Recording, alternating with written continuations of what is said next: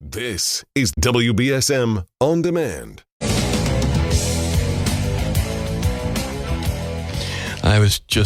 morning. I was just telling the intern how we used to have tons of restaurants before the pandemic dropping off food here.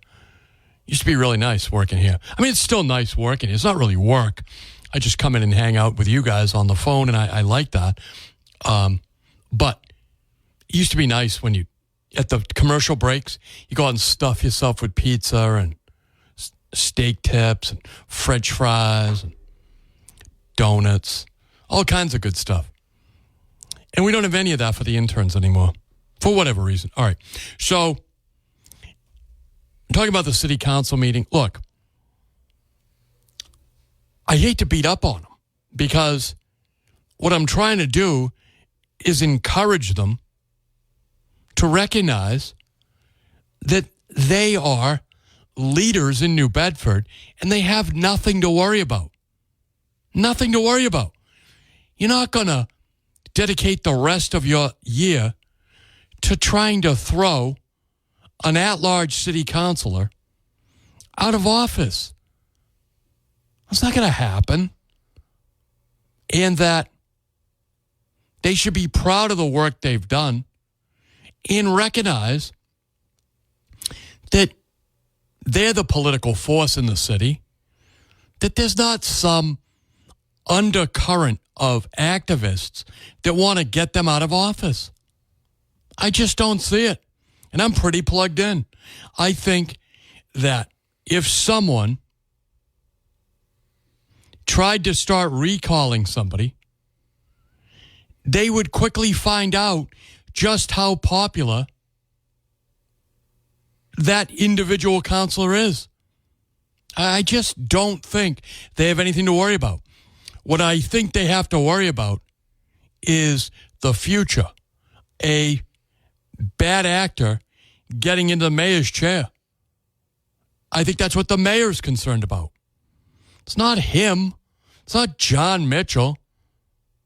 It is the unknown. You've got to build in safeguards against the unknown. 508-996. I got two phone lines open. Good morning. Thanks for holding. Hello. Hey, what's happening? Well, basically, the city council has come to realize that, yes, they have little or no power, and all the power is vested in the mayor. The way you stop this is what Scott Lang said many years ago. 2-term mayor. That's it. You know, a 2-year mayor, not this 4-year stuff. That will give them a little bit more power and already a powerful mayor form of government. The mayor realizes that and uses it to his advantage. He sent them on a wild goose chase to talk about succession and recalls and everything. The idea of recalling the mayor, I think, emanated from this council. And so the mayor's response was to say, well, okay, let's have it for everybody. And so now they all got, upset. The solution, and to bring the government a little bit more to the people, is to have the 2-year mayor's term. And that way, the mayor, whoever that mayor may be, will have to be a little bit more on their toes in already a powerful system. So they're wasting their time with this. It's terrible to watch them. They have limited powers as it is for what they can do. Most of the power is in the office of the mayor. And so, don't waste your time. And that's what the mayor's done. He sent them with his attorney there on this wild goose chase, and they're talking about all kinds of crazy situations. And you just go back to the 2-year term. Simple. And increase your authority that way if you're limited authority. And that's not knocking them. That's just the way the system works. Right. What say you?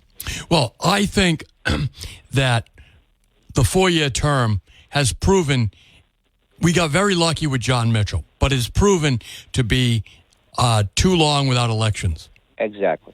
You want to get people to vote? You have to have something that they want to vote on, those who do want to vote. Yes. So this way you always keep this area a politically poor area because people say, what's the use, I would say that So the city council could put a question on the ballot and there's plenty of time now, it'd be for next year, at a city election. They should have done it for this year. Yes. To go back to a 2-year mayor, but they didn't do it. Yeah, and in that way, they don't have to sweat about being kicked out of office on a recall. And again, you go back to the people where the power is supposed to emanate from to determine who your mayor is going to be. If you can get a good enough candidate to run against the present mayor. Again, I think the mayor's weakness is the Kelly Ayotte campaign in New Hampshire. John Mitchell, higher taxes. Whoever else runs, lower taxes. I think that's something everybody can understand, and then that would maybe make Mayor Mitchell just not come on and say, "Oh, I hear you." Yes, he hears, but he doesn't listen. What has he done to lower your taxes? But he knows the system perfectly, and he uses it against the councilors, and the councilors are just wasting time there. They can do things for you. They can get a street light fixed. They can, maybe, get a pothole fixed. Yes, they can do that. But their power is limited, and that's not a knock on any of them. It's just the system that we have. Right. Let me ask you another question, though. I kind of noticed the other day the mayor politely, I think, chastise you a bit about. I made a mistake. Oh no, I made a mistake on the offshore wind thing. No, I wasn't saying that. No, I wasn't saying offshore wind. What I was saying was, I don't think he likes you playing those little clips from the city council. Oh, he might not. He might not. Because it makes the council, whether it's true or not, look a little good. And he likes to come on your show. When he boycotted the show for a while because of his problem with Barry, he can't get his line out, so to speak. So I guess this gives the city council a little bit more line. But it goes to show, too, how the city council is trying to do something that's virtually impossible by cutting the budget. Because he's got a point when he says, they want me to cut the budget on paying the trash pickup. I can't do that. That's illegal. Right. So it did work for him in that case, but it goes to show how much the city council is not able to do this because they don't, deal with the budget as much as the mayor's office does. Consequently, but he kind of give you a little, a little tap on the backside. They don't do that now. So I don't know. We're going to see if you. Well, I won't listen. I mean, I love playing those clips, and I think that. First of all, I think it's very fair to do it because it's in the public domain, and I generally play them all the way through, even to the. Sometimes they're longer than they really should be, but I want to let them get their whole point out. Yeah, but I bet on days when it works against them, then he doesn't mind it. I really don't. Well, I think he likes jousting with the council because he knows he has. The one up on them because of the form of government we have. He understands that perfectly. Sure he does. The only way they're going to try to get that back that they have a little bit more power is to have the 2-year mayor, and that's what they should be concentrating on. But again, your clips. You don't have a Taylor Cormier working for you. No, I do it all myself. Yeah, so that's what makes it hard, for you to set it up. Just if you did, yeah, they'd be much more effective. But I know you're working on a limited budget over there too, and everything. So, Oh, by the way, yes, good luck with Fairhaven too, and what they've done with the 40R. Is it? I hope. I heard they were going to build something. I think it's near you, where Park Motors used to be. It is. Yep. And I hope it works out. Hey, you could always ask John Mitchell to run for town manager. And we have 2 city councilors vying for that job now. Yeah, but I mean, John Mitchell could go over there, and he could do that too as well. No. He's the Neo of the area. You leave your tax and spend Democrats on the other side of the bridge. We don't need it. I love the guy. Don't get me wrong, but you love him, but not over here. Not in my backyard. Not in my tax bill. All right, my friend. Take care. Nice talking to you. Thank you, my friend. 508-996-0500. I would say that. So yesterday, I misinterpreted it, and you can read the entire story up at WBSM.com. I misinterpreted. I thought that Vineyard Wind was moving into the Quest Center. It's entirely opposite. They are kicking $1.5 million into the city to make a business incubator. There will be some wind-related businesses in there, but it's not Vineyard Wind. They're going to maintain their own footprint, but John Mitchell got them to give $1.5 million. It's going to be managed by Jen Dowling from the Ocean Cluster Group. So it's really a positive for the city, I think. Positive for the city. So it was not the way I first interpreted it to be. So my forgiveness to you, the audience. So 508-996-0500. Talking about the city council. Should we go back to a 2-year mayor? Look, again, John Mitchell, I can't imagine he's going to be around for another 10 years. Maybe he will. I mean, he seems to enjoy the job. Why not? He's totally in control. But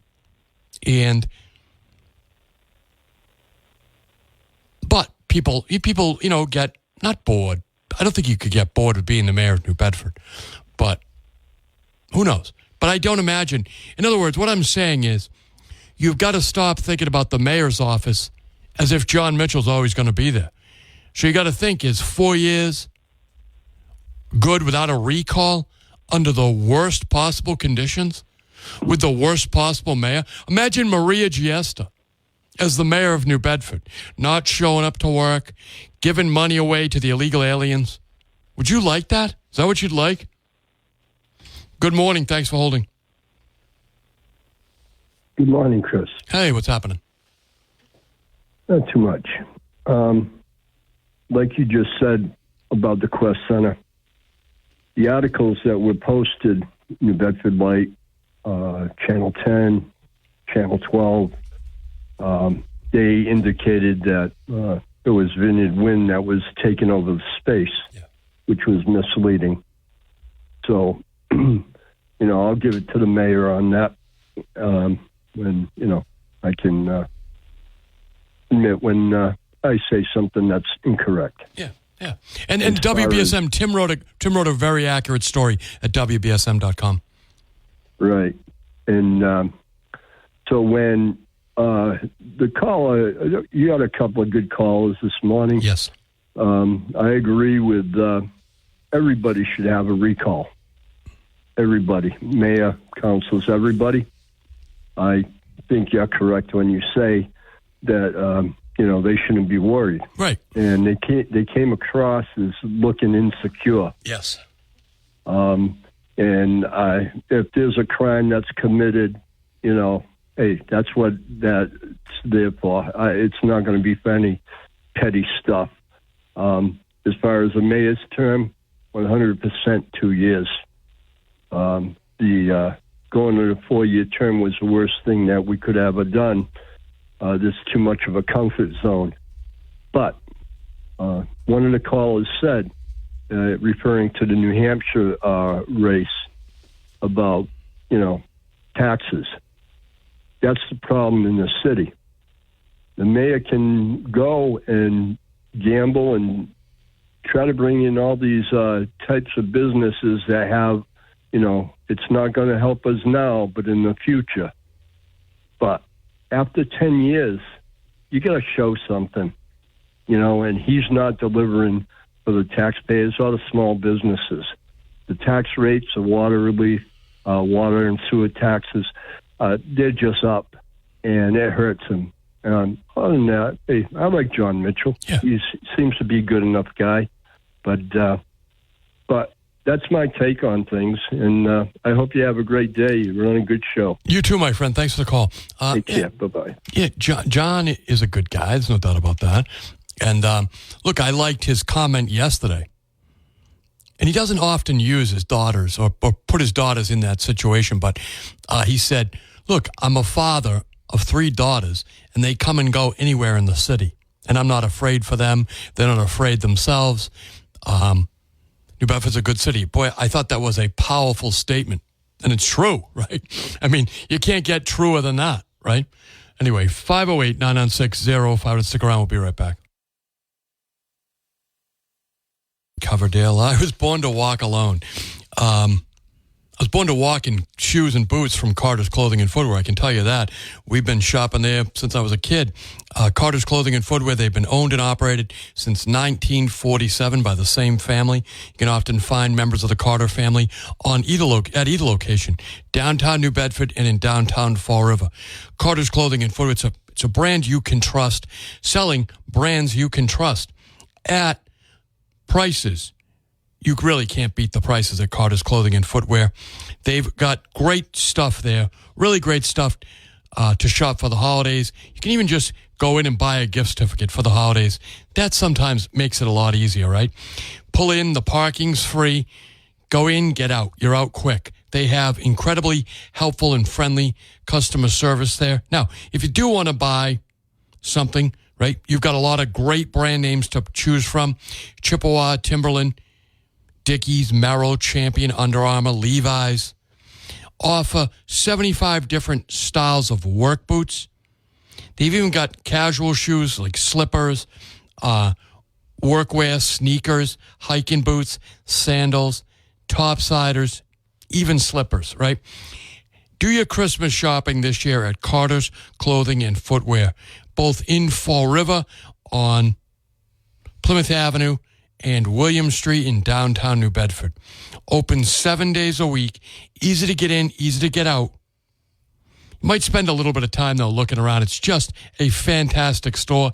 They've got a lot more there than you probably remember last time you were there. They've got unique New Bedford signature items there. You could pick up if you have friends that have left the New Bedford diaspora, right? If they're not here anymore, they might love a Christmas gift from Carter's Clothing and Footwear. Shop downtown Fall River, shop downtown New Bedford. You'll love it. So, last night's meeting of the city council, they came up with a succession plan. Basically, if the mayor leaves early, any mayor, this mayor or any other mayor, it will be a vote of the city council. That's if this is finalized, right? What it is now, what it worked out of the committee was a vote of the city council to make the interim mayor. Now, if they cannot decide amongst themselves, then it will be the city council president. So what you have to think about, folks, is the city council president is a mayor laying in wait. So when the city council selects the next city council president, should John Mitchell leave early, and should the city council not be able to decide on who amongst themselves should be the interim mayor, it'll automatically be the city council president. So in January, the city council won't just be voting for the next city council president. They will be voting for possibly the next interim mayor, should John Mitchell not complete his 4-year term. So that makes the next city council president vote very, very important, right? I've been alerting you to that. Right now, I believe the odds-on favorite is Shane Burgo, leader of the Shane Donista faction, right? The very hard left, Shane Burgo, the one who wants to build a tent city in Ward 1. So you got to reach out to your city councilors. Leo Choquette, Sean Oliver, Ian Abreu. Ask them, who do you intend to vote for city council president? Linda Morad, who do you intend to vote for city council president? Because I'm hearing that Shane Burgo is the odds-on favorite. Would you like to see Shane Burgo as the next city council president? Can you imagine? That is what is on the ballot in January for the city councils. It's not merely trading a vote. Like I voted for you, you owe me a vote, or I'll vote for you next time, or I'll give you this committee assignment. No. This vote for city council president will be an endorsement for the entire Shane Denista program, right? Tent cities and safe injection sites and all the rest of the left-wing foolishness. 508-996-0500. Good morning. Thank you for calling. Good morning, Chris. How are you? Long time no talk. Yeah, where you been? I've been starting a business, so I've been focusing a lot on that. I like that. But I try to listen to your program in between all the time. And so my question is Yes, if if Mayor John Mitchell decides to leave, right? So does the city council president still work part time as a mayor? So here's the funny thing. Last night, and it makes sense, they were talking about it, that do they give up their council seat? I believe it fell on no. So I believe the mayor, if they were made the interim mayor, they would, I don't think they tackled the salary last night, but I believe they would be entitled, and they should be, to collect the full mayor's salary, considering they'd be doing the job. Yeah, so what would happen with their day job, right? Because, Shane at his housing meeting said that people don't realize he's only a part-time elected official. For those that are struggling full-time, I just don't know how that happens. So I would say that is one of the reasons that the city council was apprehensive about making the city council president the mayor, because whoever the city council president is now, if you have a job where you can take a leave of absence, you might be able to do it. I think a lot of the people on that council would go over and be the mayor for 4 months, whatever it would turn out to be, full time. But there are people who would run into the circumstances where they can't leave their full-time job. So hopefully the city council would elect someone who wanted this to be the interim mayor from their own ranks, and it wouldn't fall on the city council. But what do you think about Shane Burgo as city council president? I don't think he's ready for it, right? At this time, we need with the way the state of the city is, we need somebody as the president that could be full time and focus on helping out the city. I don't think for all lack of words, his grammar is ready for a city council president. I'd rather go with a Brian Gomes than over a Shane Burgo. We need somebody that's experienced in there. Everybody knows that I have my up and downs with Brian Gomes, but I'd rather see him as city council president than Shane Burgo at this time. I think you're right. That's true, Craig. Thank you for the call, my friend. Welcome back to the program. A very ambitious guy. He's out there starting a business, and so we wish Craig the best. We wish him the best. The city needs more business people, right? Needs a lot more private industry. And which is why that incubator system that the mayor put together with a donation from Vineyard Wind is really a step in the right direction. Place where people can go to start ocean-related businesses, incubator businesses, and then eventually they start local. They need that hand, that helping hand, right? And then eventually they move into their own workspace. They start renting space in the private economy, right? That's really what he's trying to do down there. And he got a generous offer from Vineyard Wind. So you can read more about that at 508-9960. You can read more about it at WBSM.com. You can join me at 508-9960-500. The other thing I want to talk about, we're going to take this next call, but scooters in the city. Scooters, dirt bikes, mopeds. I had a friend of mine, lifelong friend of mine, who was from out of town, got into a major incident in the city of New Bedford with one of these idiots on a scooter. Quite frankly, he spared the guy's life. Crazy. We know in Fairhaven, someone wasn't so lucky. They actually got killed.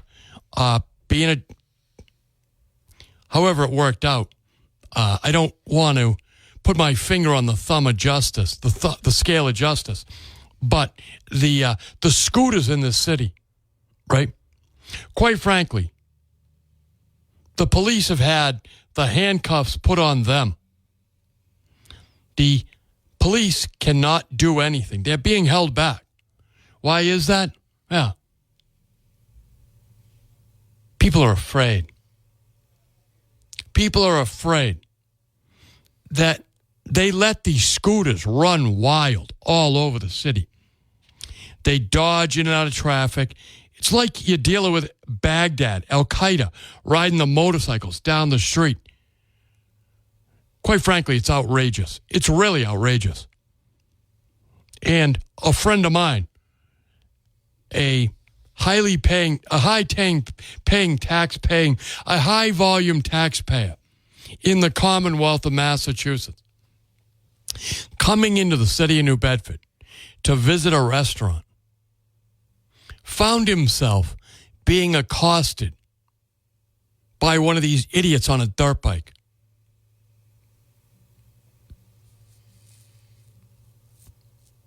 Really, it could have been a lot worse. My friend practiced extraordinary discipline, I think, because he's got a lot to lose. But these dirt bikes, how many of you want to kill these people, right? How many of you just want to run their back tire over? In the old days, the good old days, the not so long ago days, that's what the police did. They touched the back tire. So I hear. You ought to return to those days because really it's unsafe out there what's happening now. Dirt bikes on the city streets of New Bedford. It's crazy. Dirt bikes, mopeds, scooters, unlicensed, uninsured. Just getting away with it. Humiliating the cops, I think. You police officers are in a no-win situation. Absolute no-win situation. 508-996-05. If you're on hold, stay there. I just want to take a break. We'll be right back. Calls at 508-996-0500. Good morning. Thanks for holding. Hey, what's going on, Chris? You tell me. So on this dirt bike and scooter issue, Yes. yeah, that's an everywhere problem because down here in Florida, I see it all the time. I see them on the friggin' highway. I see them on the highway, a quad, running down the breakdown lane, coming toward you with oncoming traffic, opposite direction of the way you're supposed to even go, on a quad. And they're just ripping around. They literally will dart right in front of you. They have no headlights, and it's dark out early now. So it's absolutely insane. The best advice I can give, at least the people, is get a freaking dash cam. You have to run a dash cam if this is a problem in your area. So in case there's ever an incident where they dart in front of you and something tragically happens or they try to say something tragically happens, at least you'll have video evidence of it and protect yourself. Except that videoed camera can cut the other way. I got a friend of mine who got convicted of a crime that because they used the dash camera against him. So it was a vehicular situation and tragic all the way around, but he ended up doing jail time for it. Oh, geez, yeah. So yeah, just review the tape before you give it to the cops. Yeah, I guess that's true, right? But yeah, it's insane. I don't know how I know we've talked about this in the past, and a lot of people have a lot of different ideas. And one thing that I think can work, but I mean, constitutionality and all that is with cameras around, it's hard because people argue for privacy out in the public and all that stuff, but even using drones, because right now, as you stand, a cop can't chase somebody into these little alleyways, but I can guarantee you a drone can at least give you a bird's eye view and follow them. And then when they get into an open area, you can intercept. Because the cops know every nook and cranny of the city pretty much, right, where they can get through, where they can't. Pop a drone out. Put a drone in a cruiser. Pop it up if there's an incident, and they'll be able to see where that guy's going, and then you can actually intercept and say, hey, they're following, they're going eastbound on this street. Intercept them, and they can just nab them quick. The other thing is they can just follow them back to wherever they're keeping them at night, because those things have to rest like humans. You know, you got to put them down. You can't just run them constantly. Yeah. Right, exactly. And the other thing is maybe put out I know this whole no snitch thing is still around, but if you know where there's one hidden, the city should be able to put a reward out. Hey, $5,000 if you give us an area or a garage that these things are being hidden. $5,000 reward if it comes to a conviction of X amount, or we just confiscate them all. The people will end up going, hey, you know what? That's $5,000. I'll snitch on that person for $5,000. Snitch on that garage where they're hiding them all. Snitch on that garage, and then all of a sudden then the city gets a whole bunch of dirt bikes they can then sell on their own as a way to maybe recruit the $5,000. I don't know. There's got to be a way. You got to kind of think outside the box.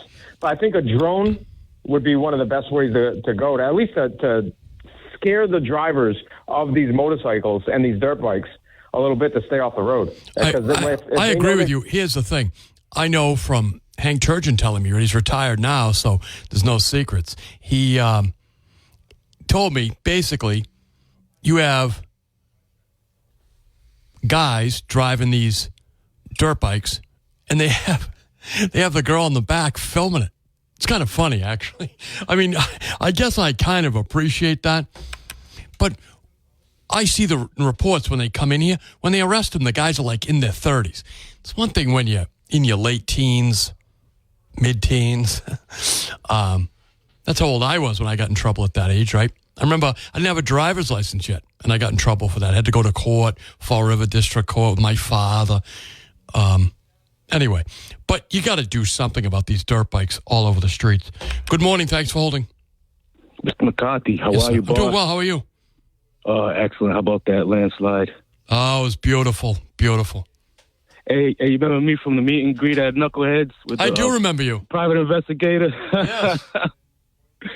Yeah, man. How's Ferris? Have you heard from Ferris at all? Ferris occasionally calls in when you mention his name on the air. He may be out there listening. I'm sure he's out there listening. You never know. He could ring us up. Hey, but why don't we bring cops back like the on motorcycles, man, like the chips back in the day? Get a little cop on a scooter with a siren on it. Hey, man, you don't pull over, we're gonna have to get us some more scooters to chase you down. So you might as well give in. Get them on some bikes, man. That's all you got to do. They used to have police on motorcycles. I know they have them on bicycles, but they had them on motorcycles. They still do, I think. Yeah, put them on electric bikes, man. Get them out of the cruiser when it's hot out. I'll ride a bike instead of being in a cruiser on a nice, hot, sunny day. That, I can remember the police in Freetown. They didn't really chase us. What they did was one of them was off duty in his civilian car, and he just said to my friend, come here. And my friend was talking to him on the side of Route 18. I drove over like an idiot. And he goes, yeah, you're one of the McCarthy kids, right? I go, yeah. He goes, yeah, well, go to the police station with your father. If you don't show up, I'll go to your house. I was like, okay, all right. It was Terry Christian, my oil man. So I knew he knew who I was. And and then I had to go to court and everything. It was, in the end, it was no big deal because my parents were on board with having me not do stupid things. Stupid things, yeah. Right? Yeah, but when I see a lot of these guys are adults now. Yes, we got to apply some resistance because it's just kind of, somebody will get hurt eventually, man. But someone got killed in Fairhaven. We don't want that. Yeah, no, of course not. So yeah, man, like I said, I'll just put them on some bikes, man. Throw some budget into some bikes, some e-bikes. Just enforce it. Get a little bit more to the core. Like, hey, we're not playing with you guys this year. Hey, thanks for the call, Bill. As always, thanks for walk down memory lane there. We're gonna we got some people on hold, but I do have to take a quick break. I'm Chris McCarthy. We'll be right back. Good morning. Thank you for holding.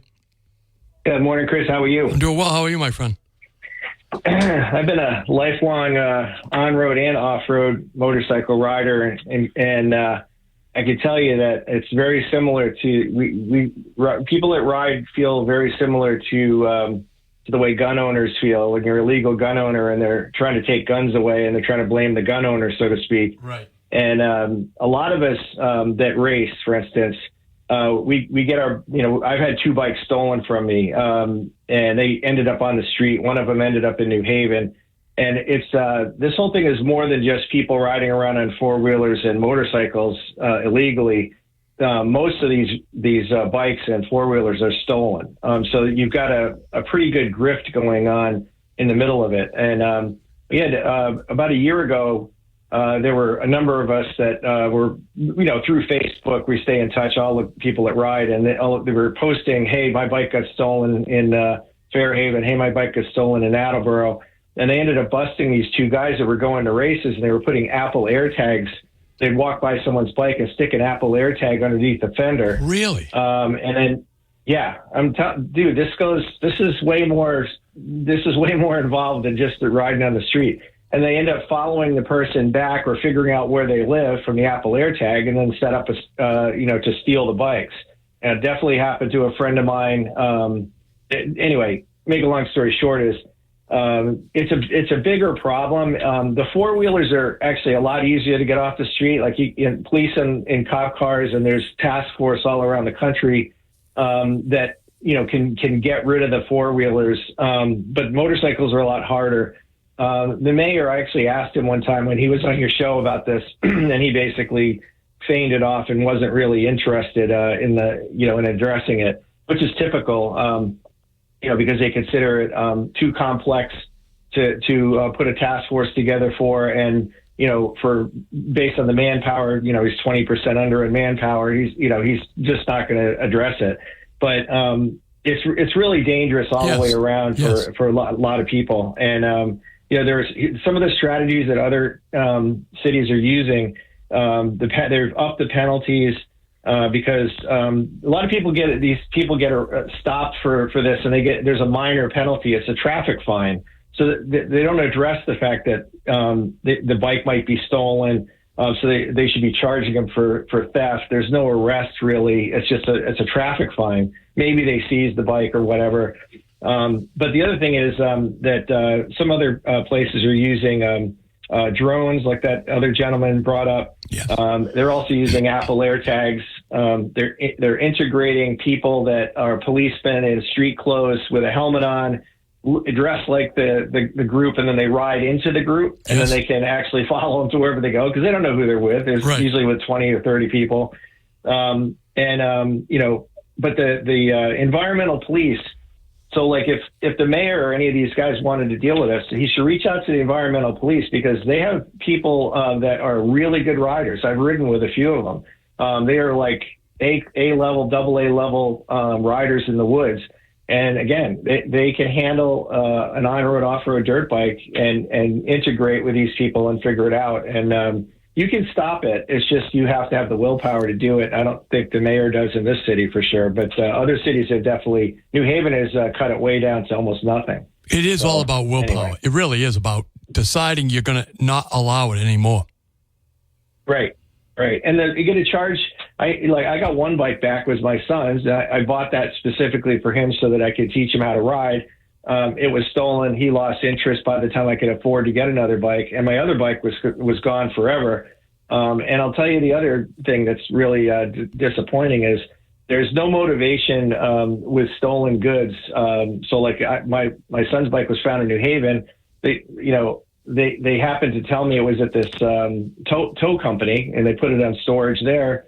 I called the guy up and said, hey, I want to pick up my son's bike. The police told me it was here. And they said, well, it's been here for 6 months. You owe me $1,200 to pick it up. Really? I'm like, no, it was stolen goods. So then I called the police back, and I said, I want to charge the kid you busted on this. And they were like, oh, no, that's we can't charge him now. That was, a while ago. And the police didn't even want to help me charge the kid or the family. That's terrible. So I lost $1,700, for nothing. So that's terrible. Anyway. That's terrible. Yeah. No, that is terrible. That's a fact. That's terrible. So there's a scam there. There's a scam there in the middle that, and I won't get into it on the air, but sometimes these departments, they know they're stolen bikes, and they wait for basically the statute of limitations, and then they buy the bike from the tow company for cheap, so they get stuff for their kids. That's the truth. No, I'm telling you. I wasn't surprised me that's happened in New Haven. Thanks for the call. I've had some friends who lived in New Haven and got caught up in the criminal justice system down there. Anyway, Mac Auto Sales, 188 Rivet Street, New Bedford. Take your car there, folks. The only way to beat inflation is to keep your stuff in good working order. If you need to get your car ready for the winter, and I'm sure you do, call Mac Auto Sales and Repair, 508-565-6221. They're open weekdays, 9 to 5. Now, if you have a foreign car, that's perfect. Mac Auto Sales specializes in foreign car servicing. Ask about their aftermarket accessories and the quality used cars that they have for sale. Go by, check it out. Mac Auto Sales, 188 Rivet Street. You can see their inventory right there on the lot. And if there's something you like, go in, tell them Chris McCarthy sent you. Tell them the kind of car you're looking for, and they'll go out and look for it, right? Mac Auto Sales, 188 Rivet Street in New Bedford. Really a great company to do business with. So I know what he was talking about. The big theft rings. Stealing bicycles, stealing motorcycles. It went on in the 70s and the 80s when I was a kid. They used to steal motorcycles. If you had them in your yard, I think someone stole one of ours. And I can remember, so growing up at Freetown, we had lots of trails, but you'd have to cross Route 18 to keep going or to go to your friend's house. You always found a reason to somehow ride on the road, right? And I got caught. I had to go to court and no license. Well, I had no license, no insurance, unregistered vehicle. And I was like 16. So basically the clerk of courts over there said, don't do it again. And my dad came with me, and I remember the police were like, oh, hey, Mr. McCarthy, what are you doing here? And he's pointing to me, like I'm the troublemaker. So anyway, if you have good parents, you learn. That was the end of it for me. I found other things to do. They were wrong. Anyway, 508-996-0500. Stick around. We're going to